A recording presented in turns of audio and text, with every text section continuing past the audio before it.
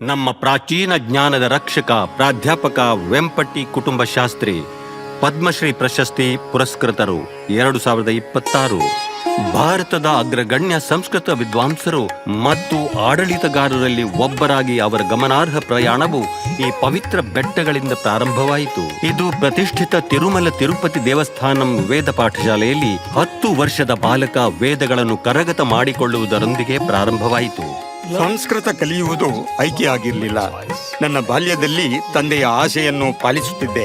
ಆದರೆ ನಾನು ಆ ಭಾಷೆಯನ್ನು ತಕ್ಷಣ ಪ್ರೀತಿಸಲಾರಂಭಿಸಿದೆ ಮತ್ತು ಅದರ ಸುತ್ತಲೂ ನನ್ನ ಜೀವನವನ್ನು ಕಟ್ಟಿಕೊಂಡೆ. ಅದು ಸಂಪೂರ್ಣವಾಗಿ ನನ್ನ ಆಯ್ಕೆಯಾಗಿತ್ತು. 1950ರಲ್ಲಿ ಗೊಡ್ಲವಲ್ಲೇರುವಿನಲ್ಲಿ 10 ಜನರ ಕುಟುಂಬದಲ್ಲಿ ಜನಿಸಿದರು. ಹಣದ ಕೊರತೆ ಇದ್ದರೂ ಕೂಡ ಮೌಲ್ಯಗಳು ಹೇರಳವಾಗಿದ್ದವು. ನನ್ನ ತಾಯಿ ಯಾವಾಗಲೂ ಧಾರ್ಮಿಕ ಭಕ್ತಿಗೀತೆಗಳನ್ನು ಹಾಡುತ್ತಿದ್ದರು, ತನ್ನ ಮನೆ ಕೆಲಸಗಳನ್ನು ಮಾಡುವಾಗಲೂ ಸಹ. ಮತ್ತು ನನ್ನ ತಂದೆ ನಾವು ನಮ್ಮ ಸಂಪ್ರದಾಯಗಳನ್ನು ಕಟ್ಟುನಿಟ್ಟಾಗಿ ಅನುಸರಿಸಬೇಕೆಂದು ಹೇಳುತ್ತಿದ್ದರು. ಹದಿಹರೆಯದಲ್ಲಿ ಪಾದರಕ್ಷೆ ತಗೊಳ್ಳಲು ಶಕ್ತರಾಗಿರಲಿಲ್ಲ. ಬೇಸಿಗೆಯ ಅತ್ಯಂತ ಕಠಿಣ ಸಮಯದಲ್ಲೂ ಬರಿಗಾಲಿನಲ್ಲಿಯೇ ಶಾಲೆಗೆ ಹೋಗುತ್ತಿದ್ದರು.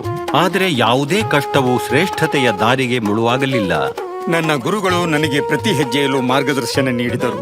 ನಾನು ಉದ್ಯೋಗ ಹುಡುಕಲು ಬಯಸಿದಾಗ ಪ್ರಸಿದ್ಧ ಕಾಂಚಿ ಪರಮಾಚಾರ್ಯ ಶ್ರೀ ಶ್ರೀ ಚಂದ್ರಶೇಖರೇಂದ್ರ ಸರಸ್ವತಿ ಮಹಾರಾಜರು ನನಗೆ ಹೇಳಿದರು, ಇಲ್ಲ, ನೀನು ಸಂಸ್ಕೃತವನ್ನು ಮುಂದೆ ಕಲಿಯಬೇಕು.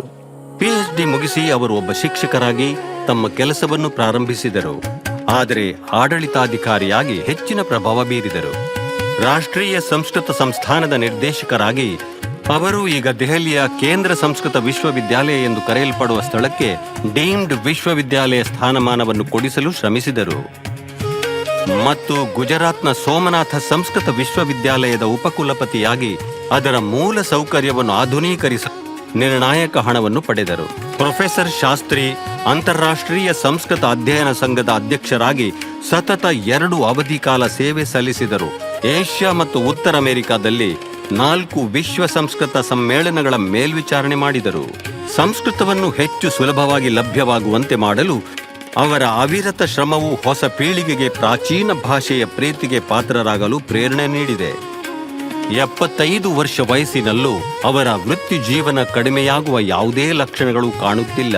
ಪ್ರಸ್ತುತ ಅವರು ಶ್ರೀ ಚಂದ್ರಶೇಖರೇಂದ್ರ ಸರಸ್ವತಿ ವಿಶ್ವ ಮಹಾವಿದ್ಯಾಲಯದ ಕುಲಪತಿಗಳಾಗಿ ಸೇವೆ ಸಲ್ಲಿಸುತ್ತಿದ್ದಾರೆ. ಬರೀ ಕೆಲಸಕ್ಕಾಗಿ ಅಧ್ಯಯನ ಮಾಡಬೇಡಿ. ನೀವು ಉತ್ಕೃಷ್ಟರಾಗಲು ಬಯಸಿದರೆ ವಿಷಯದ ಮೇಲಿನ ಪ್ರೀತಿಗಾಗಿ ಅಧ್ಯಯನ ಮಾಡಿ. ಅದು ಸಂಸ್ಕೃತವಾಗಲಿ ಅಥವಾ ನೀವು ಆರಿಸಿಕೊಳ್ಳುವ ಯಾವುದೇ ವಿಷಯವಾಗಲಿ, ಕಲಿಕೆಯ ಪ್ರಕ್ರಿಯೆಯನ್ನು ಆನಂದಿಸಿ ಖಂಡಿತವಾಗಿಯೂ ಯಶಸ್ವಿಯಾಗುತ್ತೀರಿ. ಪ್ರೊಫೆಸರ್ ವೆಂಪಟಿ ಕುಟುಂಬಶಾಸ್ತ್ರಿ ಪದ್ಮಶ್ರೀ 2026.